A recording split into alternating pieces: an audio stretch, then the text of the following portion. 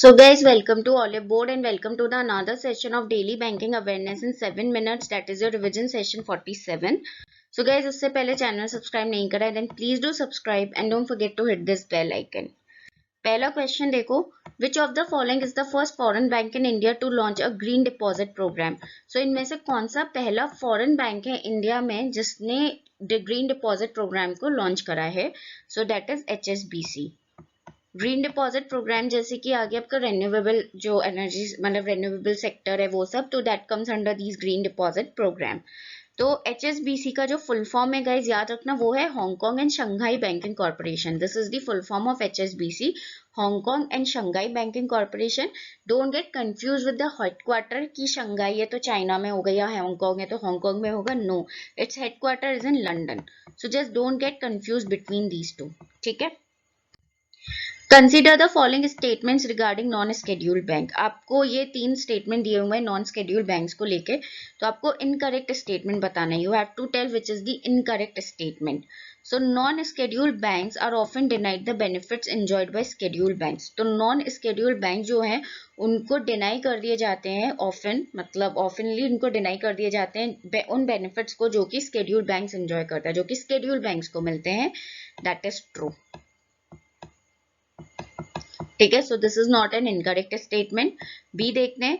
Non scheduled banks are not eligible to be a member of clearing house. जो clearing house होता है ना, तो नॉन स्केड्यूल्ड बैंक जो है वो एलिजिबल नहीं है क्लियरिंग हाउस के मेंबर बनने के लिए. They are not eligible to be a member of a clearing house. That is also true. मतलब वो एलिजिबल नहीं है. तो मतलब ये स्टेटमेंट इनकरेक्ट नहीं है, ये करेक्ट है. ठीक है. Non-scheduled bank cannot facilitate interbank financial transactions and the clearance of checks.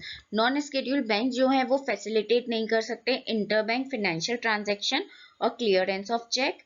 That is also true. ये भी true है. तो यानी कि यहाँ पे incorrect statement हो गए और none of the above. यानी कि सारे ये तीनों statements correct हैं, इनमें से कोई भी incorrect नहीं है. इसीलिए option E is the correct answer कि none of the above, मतलब कोई भी इनमें से option correct नहीं है. अब इसके बारे में बात करते हैं. So non scheduled banks by definition are those that do not adhere to the RBI's regulation. अगर हम डेफिनेशन की बात करें तो स्केड्यूल्ड बैंक्स जो है वो RBI के रेगुलेशन में आते हैं. मतलब RBI जैसे जिस तरीके से रेगुलेट करता है वो उस RBI के रूल्स को फॉलो करते हैं. But that is not the case with non scheduled banks. They are not mentioned in the second schedule of the RBI act 1934. तो जो स्केड्यूल्ड कमर्शियल बैंक्स आपने देखोगे स्केड्यूल्ड बैंक्स है, they are mentioned in the second schedule of the RBI act 1934. But non-scheduled banks mentioned नहीं है and are therefore deemed incapable of serving and protecting depositor interest. इसीलिए वो incapable हैं serving और protect करने के लिए depositors के interest को. Non-scheduled banks must also meet the cash reserve requirement, but not with reserve banks but with themselves. Non-scheduled banks जो है ये भी जो cash reserve requirement CRR होता है ना वो meet करना पड़ता है, but reserve bank के साथ नहीं, खुद के साथ ही. ठीक है. नॉट विद RBI, खुद के साथ ही. ठीक है. They are generally smaller in size and have a range of influence that is somewhat narrow. तो ये बहुत साइज में छोटे होते हैं non scheduled banks. They are risky to do business with due to their financial limitations. दे are रिस्की मतलब ये बिजनेस करने के रिस्की होते हैं with due to their financial limitations. ठीक है. The reserve capital of these banks is less than 5 lakh rupees. जो reserve capital होती है इन बैंक्स की वो 5 लाख से कम होती है. It is less than 5 lakh rupees. ये important point है. ठीक है, इसको याद रखना. There are 11 non-scheduled state cooperative banks as described by RBI. तो अगर RBI ने describe जो करा है तो अभी का total 11 non-scheduled state cooperative banks हैं. Non-scheduled banks are often denied the benefits enjoyed by scheduled bank, जो कि first statement था कि नॉन स्केड्यूल्ड बैंक जो है वो उन बेनिफिट्स को एंजॉय नहीं कर सकते जो कि स्केड्यूल्ड बैंक्स कर सकते हैं. They are also not eligible to be a member of clearing house. ये सेकंड पॉइंट था कि वो एलिजिबल नहीं होते क्लियरिंग हाउस के मेंबर के लिए.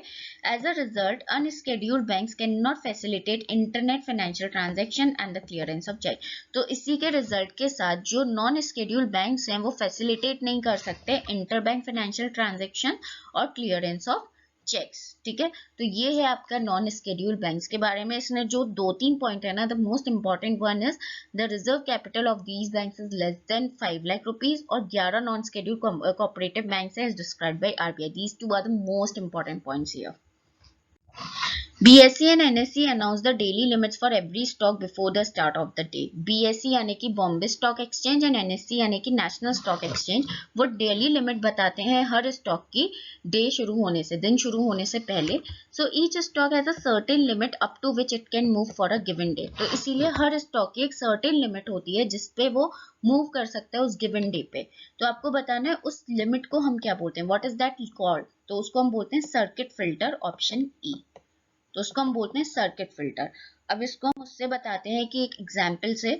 जैसे अमराजा बैटरीज है, उसका सर्किट है 20%, यानी कि सर्किट फिल्टर इज 20%, यानी कि वो मूव अप कर सकते हैं या डाउन कर सकता है 20% ऑन गिवन डे. यानी कि वो मूव कर सकता है ऊपर 20% ऊपर यानी कि +20 और 20% नीचे यानी कि -20 उस गिवन डे पे. So when it hits +20 it is called upper circuit freeze. जब वो +20 हिट करता है उसको तो हम अपर सर्किट फ्रीज बोलेंगे.